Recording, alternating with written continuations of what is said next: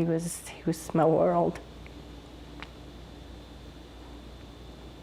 He always made me feel very special. Always made me feel loved. Tonight, for the first time, we are hearing from the widow of one of the men gunned down this afternoon during a deadly crime spree. We've been following this developing story out of Harrison County, Mississippi all day. Police fanned out across 2 cities. The shooter killed a hotel owner and 2 of his employees in Biloxi, and then carjacked and shot a man in Gulfport. The suspect in all of this is 32-year-old Jeremey Reynolds. This is a picture that we got of him just tonight. Police tell us he barricaded himself inside of a convenience store, where he was later found dead. Mike McDaniel has been in Biloxi all afternoon and joins us now live. Mike, it is absolutely heartbreaking for those communities and, of course, the widow. Yeah, absolutely. Bullet holes are still one of the windows here at the Broadway Inn Express in Biloxi. It is closed tonight. Authorities say they are still unsure exactly why all of this happened, but because of it, 5 people are dead, including the man police say is responsible. It may have all started here, but it didn't end here.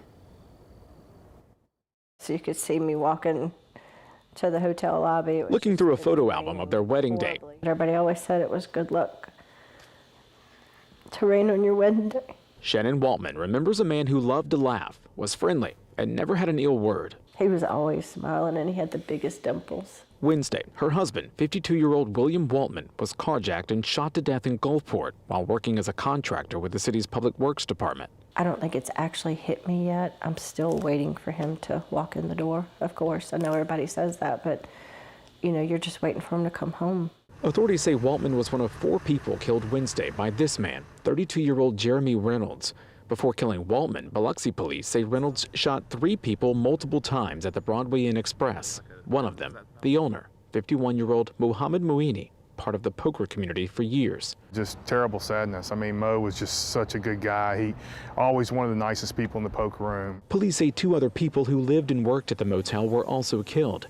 Authorities say Reynolds is no stranger to law enforcement and had been staying there the last 2 days. We had 2 anonymous 911 callers reporting reports of gunshots.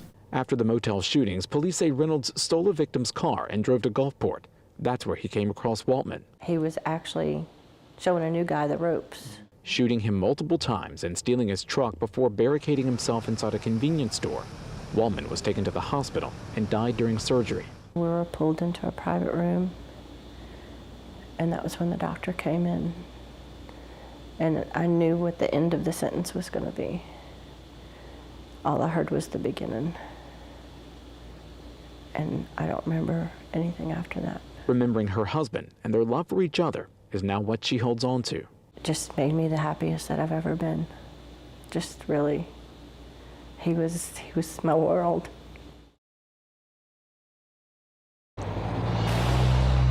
And Reynolds was found dead inside that convenience store. He barricaded himself inside. Authorities say no shots were fired, and the coroner says there was no apparent sign of trauma to Reynolds' body. Both a handgun and a rifle were found inside that store. Police say the handgun belonged to an employee and the rifle belonged to Reynolds. Live in Gulfport for you this evening, or Biloxi, Mike McDaniel, Eyewitness News. All right, Mike, thank you so much.